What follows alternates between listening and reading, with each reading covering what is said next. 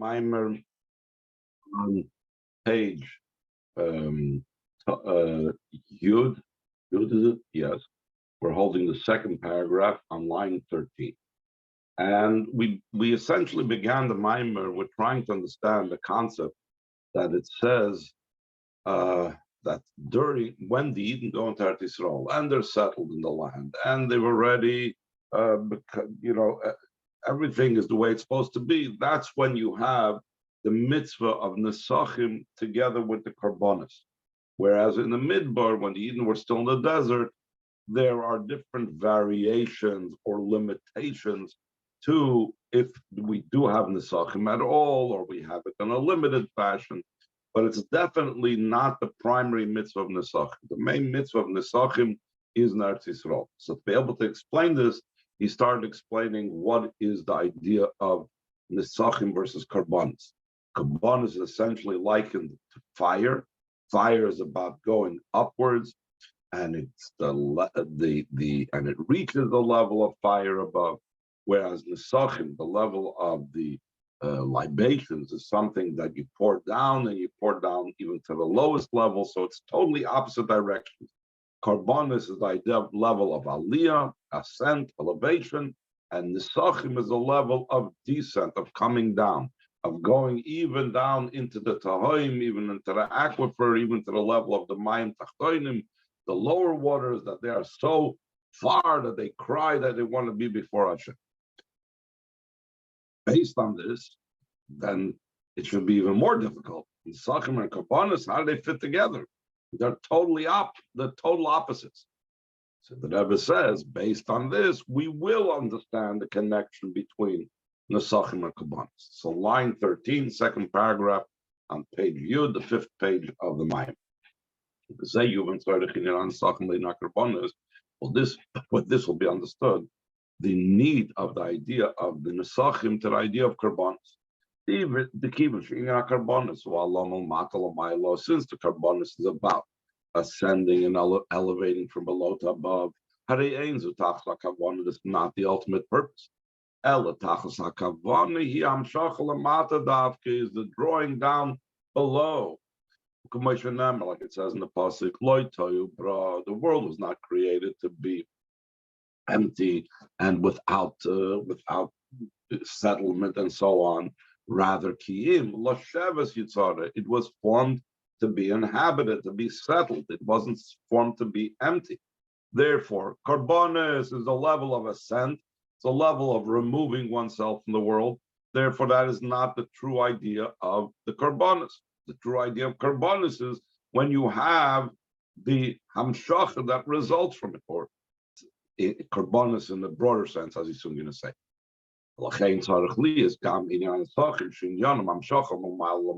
Therefore, in addition to the specificity of the Karbonis as fire is going upwards, there also has to be the aspect of Karbonis that is called Nesachim, that drawing down from above to below.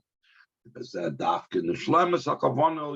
this specifically is fulfilled the supernal intention. This fits in with the general theme of Parshas Shlach Lecha, the way Chassidus explains that the idea of the Meraglim was, the Alter Rebbe explains, and the Rebbe emphasizes this many Mamorim, the Meraglim wanted to be removed from the world, wanted to stay in the Midbar, wanted to be surrounded by the clouds of glory, etc., and they didn't want to engage with the world. And that was wrong. That was an incorrect decision, because the purpose is true. We begin in the Midbar, but then the purpose is to come down into the world.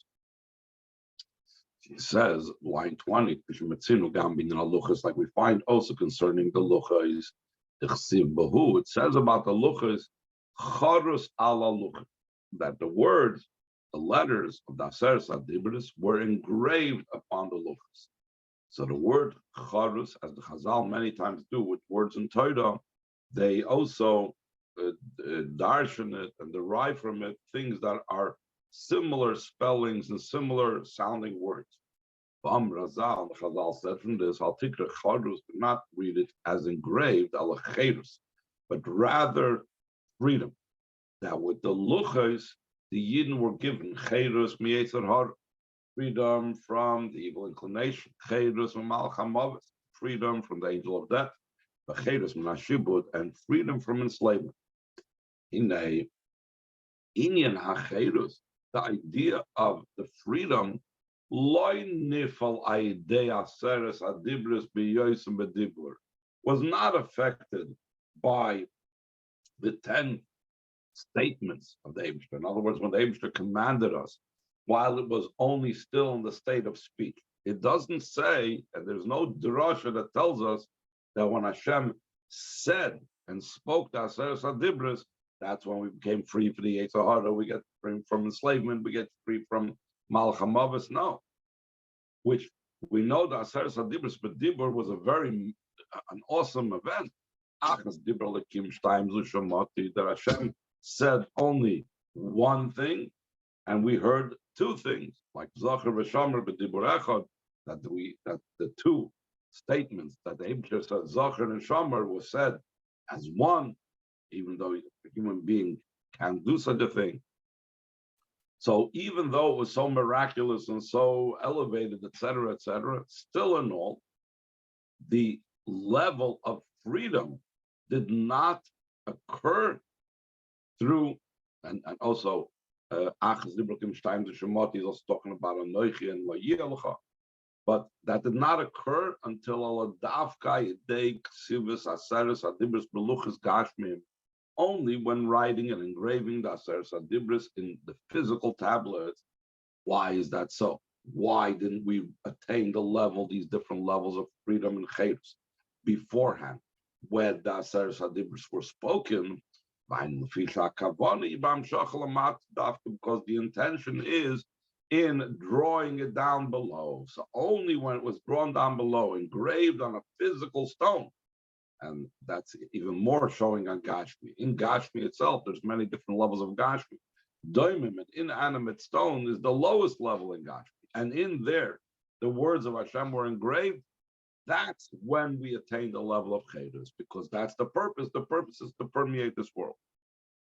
This also be understood. Another Maimer Chazal that it says concerning the Nesachims accompanying the Karbonos.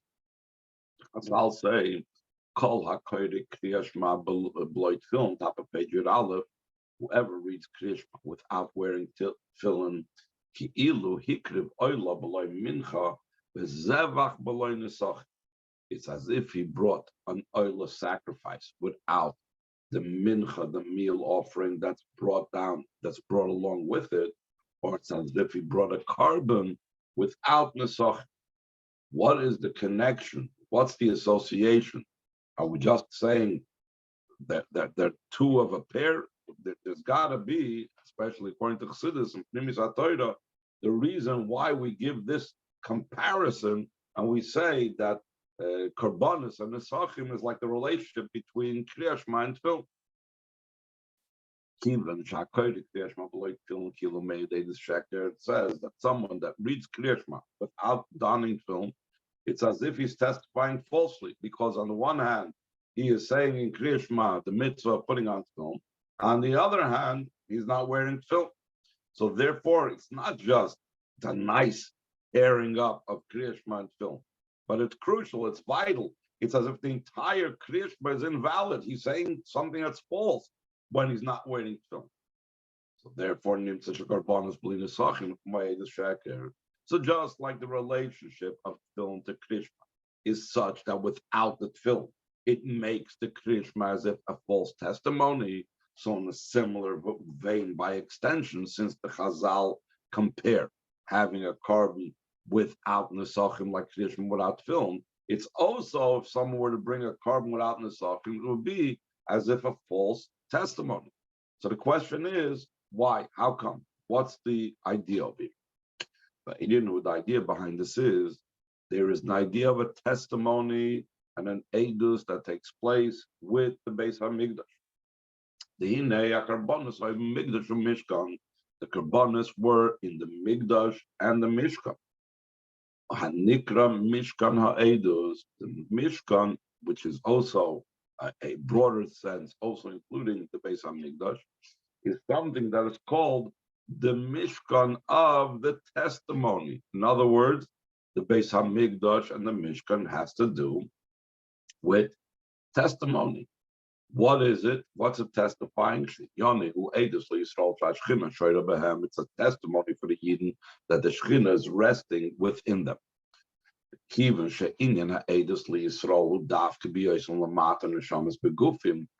the idea of the testimony for the Yidden is not about the Yidden the way they are in Shammai, but it's the way the Neshamas are in the bodies in this physical world, that the Shechina is Shoida and that the Eidus is to them. Therefore, the idea of bringing a korban without the Nesachim, which means the Hainu Ha'alol Eloyam Shachar, that means the ascent without drawing down. Elevation, like we said, without coming down, which is the idea of Nesachim. In an Eidus Sheker, that's considered a false testimony, because the whole purpose of the testimony is to testify and let know a neshama in the body that Hashem is with the Yidden. If you don't have the drawing down below, then you don't have the hamshacha that the Eidus is about. Therefore, there's a need specifically with Nesach. That's the idea of the drawing down below. But this itself is fulfilled and completed the purpose, the divine purpose, which is to come down and to bring it down into this world. In the next ois, he's going to speak about how these specific ideas of halor and amshacha that's to be found in korbanos versus nesachim are reflected specifically. How Kriya Shema is about, like korbanos, it's a level of Allah, and tefillin, it is about the hamshach. Any questions before we go on? Well, like at Mariv, we say Shema without tefillin. That's actually, Mefarshim talk about it. How come? Why that is by Mariv? So I don't want to get into that. I was actually just recently reading about this. That is discussed. About why Ma'ariv is that exception. Why do we read Kriya Shema without stone? Also, before we go to bed, that's like an extension of the Ma'ariv Shema, because in other words, it's a different inyan. It's because in case you read Kriya Shema early, for those that Ma'ariv early, so you read a Kriya Shema before you go to bed. That's the main reason for it. But again, that's a side issue. If you want, I could discuss it after the shir. Usually, it's interesting. We refer to korbanos as elevating the rest of creation towards Hashem, etc. But no, we don't put the emphasis on this concept of matter. Right, because there is the elevation and there's the amshacha, and there's a partnership. As we will soon see how they work together, prior to the Amshacha, there needs to be the elevation, or alongside with Amshacha, there has to be the elevation. But ultimately, it has to come down into this world. That is the final purpose. Just like Tefillah is about being Maila, all the mitzvahs, says that all the berudim that a person does throughout the world, throughout the day, is nis'ala through daven. We know the whole purpose is the halos and tzutzas and berudim, but still in all, there needs to be the engaging with those sparks as well, and then the tefillah elevates them and brings them up further once we have engaged with the physical world. Okay, Ois Daled, line 14, page Yudal.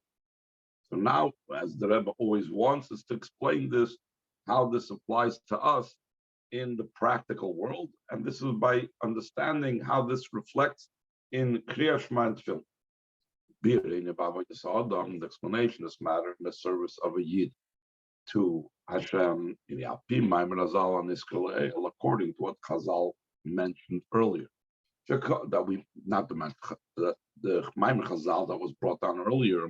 Whoever reads Kriya Shema without putting on tefillin, It's as if he brought an oila without a meal offering, and he brought a zevach without nesach. Kriyas Shema with dugma zevach. Kriyas Shema is similar to a carbon, but tefillin heim dugmas nesach, and tefillin is similar to nesach. So the question is, why specifically is Kriyas Shema similar to zevach, and tefillin is considered like nesach? The idea behind this is, in the Kriyas Shema, Kriyas Shema is about ascent and elevation. The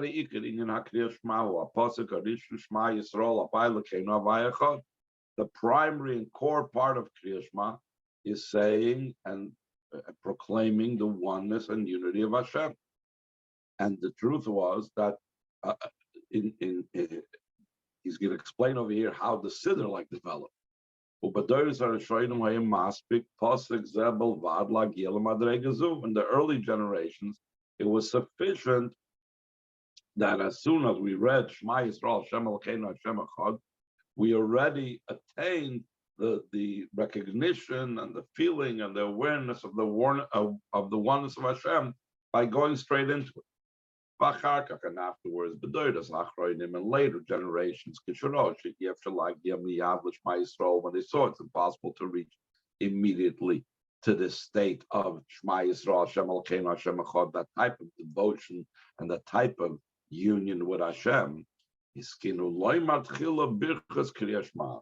they established to say beforehand the brachas of Kriyas Shema. That the brachas of Kriyas Shema, like the Alter Rebbe explains in Tanya, is not a bracha in a standard sense, even not like Birchas HaMitzvahs in a standard sense, but they are meditations and they are preparations that we should be able to attain the recognitions and the feelings and the awareness that Shema Yisrael, Hashem Elokeinu, Hashem Echad. And later on, as the generations became lower, and the Chacham saw that this was insufficient, even the brachas on Kriyas Shema was insufficient to enable the person to be able to reach the state that he has to be at when he's reading Kriyas Shema. They established to say before even the Birchas Kriyas Shema, they should say Psukei de Zimra, the songs of the words of praise and so on. These days, just sitting down to daven, what it says in the Siddur, that's also insufficient. One needs to take time to think about Hashem and meditate on Hashem before davening, so that when one reads the Psukei de Zimra, when one says the Birchas Kriyas Shema, then by the time Shema Yisrael comes along, I will have some type of feeling and appreciation of the oneness of Hashem and so on. The ultimate purpose of all of this is not an end in itself, but it's a means to an end, to be able to reach to Shema Yisrael. This means through thinking about the Psukei de Zimra speaks about the greatness of Hashem as it is in the creation of the world. So then nasa b'chika mibefnim. I'm sorry, chika b'chutz. There becomes a chiseling out from the outside. This is a mashal that Chassidus uses, that whenever one needs to make a vessel and one takes a piece of, let's say, wood, and needs to form that into a vessel, into a keli. So there's two aspects and two parts to the making of that keli. One is called chakika mibachutz. Chakika mibachutz means that you need to remove everything from outside first. So if you have a block of wood and you want to make, let's say, a wooden cup, so then you need to remove everything that would around the outside of the cup. Once one has removed and done the chakika and bachutz, chiseled away, removed everything from the outside, so then one proceeds and makes a hole in that leftover piece of wood and turns it into a keli, into a vessel. The famous Maimer, the Friedrich Rebbe, Basalagani, it says over there, Chakikam Bachutz means making the Nefesh Habahamis aware that godliness is also something that's understood. In the note on the side that he brings from the Alter Rebbe to the Torah, says that these two chakikas is hinted bechukoisai, means two types of chakikas, and you need to make the Nefesh Habahamis into a keli, and that chakika mebachutz through psuke de zimra cuts away all negative things that interfere with the Nefesh Habahamis. That's the first step of how we apply these bonus in the davening. That's psuke de zimra. Achar kach, and afterwards, his bonus with birchas kriyas shema, his bonus in the brachas of kriyas shema. And what do we involve ourselves in the brachas of kriyas shema?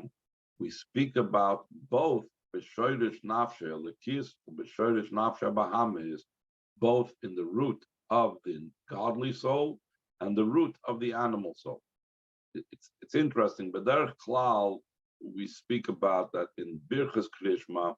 It's about the root of the animal soul, and that's a very important thing. That when the Nefesh Habahamis recognizes and sees about its root above, then since Shebesharsha Higam Inigam Nefesh Habahamis Betela Lakus, since the Nefesh Habahamis is also nullified to godliness, therefore it affects the Nefesh Habahamis to be more willing to hear and accept and relate to the Shema Yisrael Hashem Elokeinu Hashem Echad. And that's primarily what we speak about the Malachim, because the Malachim, as we know, is the Shoresh of Nefesh Habahamis. So the different parts that we speak about the Malachim's praises to Hashem, especially the first part, the first one of the Birchas Kriyas Shema. So that is talking about the root of the Nefesh Elokis, the root of the Nefesh Habahamis. But, like I said, even though generally in Chassidus he speaks about that the brachas of Kriyas Shema is about the Nefesh Habahamis, it also speaks about the level of the Nefesh Elokis, and that is primarily in the second bracha, where we speak about Avos Olam Ha'aftanu, and it talks about the level of Shem Yud Kei Vav Kei. All of this is the level of the Shoresh of the Nefesh Elokis as well. Now, talking about the root of the Nefesh Elokis and Nefesh Habahamis, this impacts the Nefesh Elokis and the Nefesh Habahamis. Line 5, Chol Ze Poel on Nefesh Elokis and Nefesh Habahamis. All of this affects the godly soul and the animal soul. Shneim Yachdav V'Imrim Shema Yisrael, both of them together will say Shema Yisrael. It's not just an experience that the Nefesh Elokis has.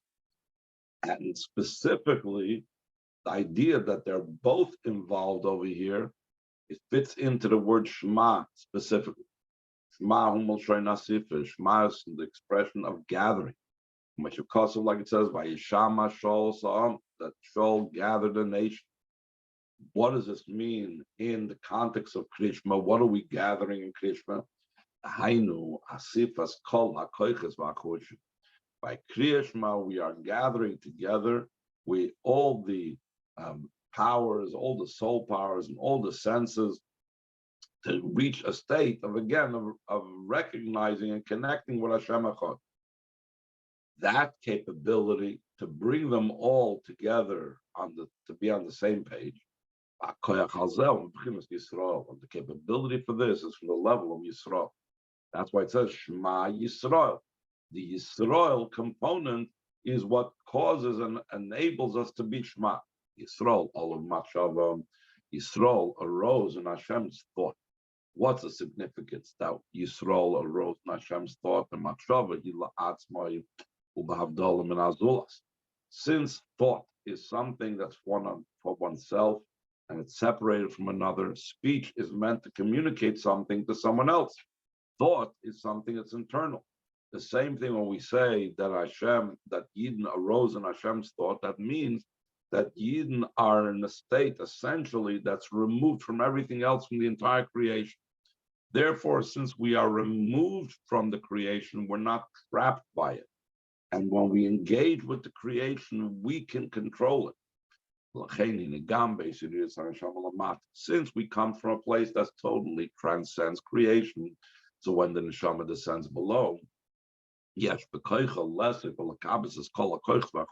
has the capability to gather and collect all the powers and all the senses, and to collect them all to be, like we said before, on the same page.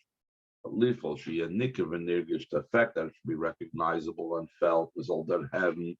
That Havaya is our Elika. Again, he's working his way through the words in Krishma. Shema, you gather together all your powers. Why? Because we're the level of Yisrael. And that causes that should be Havaya Lekein. What does it mean, Havaya Lekein? No, I know. The level of Yud Kei Vav Kei, the way it's higher in the chain order of the center and higher in the worlds. Since Havaya is a combination of the words past, present, and future, as is all gathered into one word, so that means that transcends time. And time and place are the building blocks of the world. So Havaya is beyond the world. Inihu Elikeinu. He is our Elika. And as we know, even the Shulchan Aruch brings us down. What does it mean, Elikeinu? Koicheinu v'chayuseinu. He is our power. He is our vitality. B'li hamemutza d'shem Elikim. Without the agency and the intermediary of the name Elikim. The name Elikim alone, if it would say Shema Yisrael, Hashem Elikim, so then that would mean that Havaya, to come down to us, has to go through the symptom of Shem Elikim.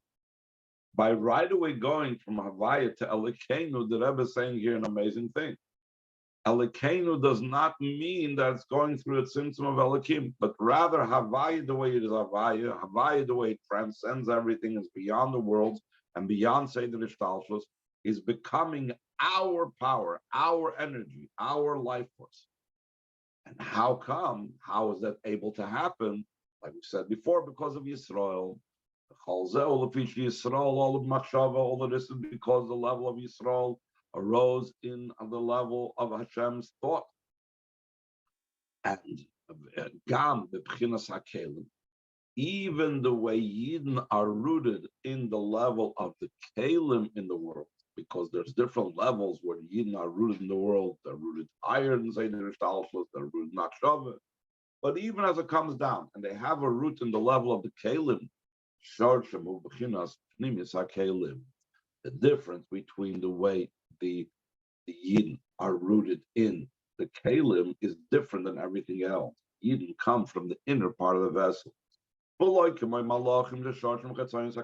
Even the highest creatures, like Malachim, their root is from the external part of the vessel. So what's the difference if it's the inner part of vessels or the external part of vessels?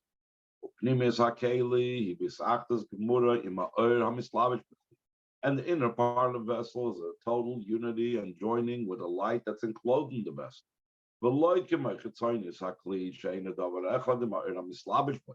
It's not like the external part of the vessel that's not one with the light that's enclosed in it. Simply put, you look at a keli, you pour water into a cup. The cup is in, which part of the cup is in contact with the water? The inside of the cup. The outside part of the cup is not joined with the water. So the neshamas that come from the pneumius of the kelim are joined with the oil, with the lakus that's in it.